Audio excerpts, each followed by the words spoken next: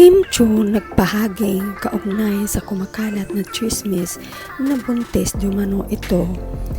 Nagpahaging si Kim Cho kaugnay sa kumakalat na chikang buntis umano siya sa kasalukuyan.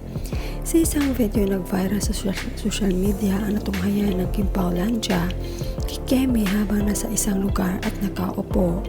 Habang naka-selfie mode sa hawak niyang cellphone, ipinakita muna ni Kemi ang wall na may nakasabi na mga katagang congratulations. Pagtapat ng kamera sa kanyang sarili, naglinya si Kim ng "It's a girl". Na malakas na tawa. Magpapanood ng mga kasama nito.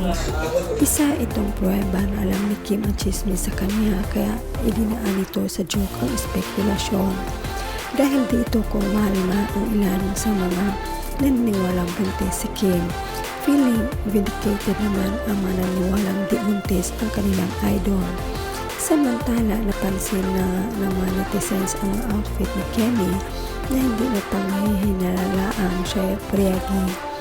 Inaabangan na lang ng marami kung kailan lilinawin ng aktres ang naturang issue. Hanggang ngayon ay wala pa siyang official na pahayag tungkol dito. Ito ang chika ng mga kibitzers. Si Lord lang ang may alam kung gustuhin man natin ngayon, kung hindi pa ang tamang panahon na mabubuntis si Kemi, wala tayong magawa. Si Lord lang ang may alam sa buhay nating lahat.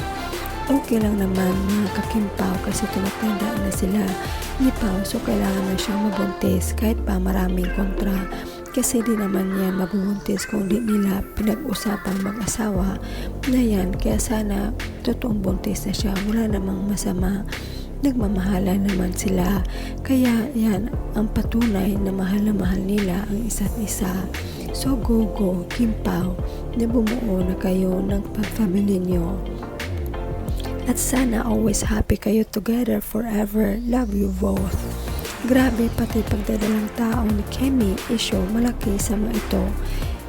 Isa-survey pa talaga naman, patahimikin niyo si Kim, hindi na need approval niyo.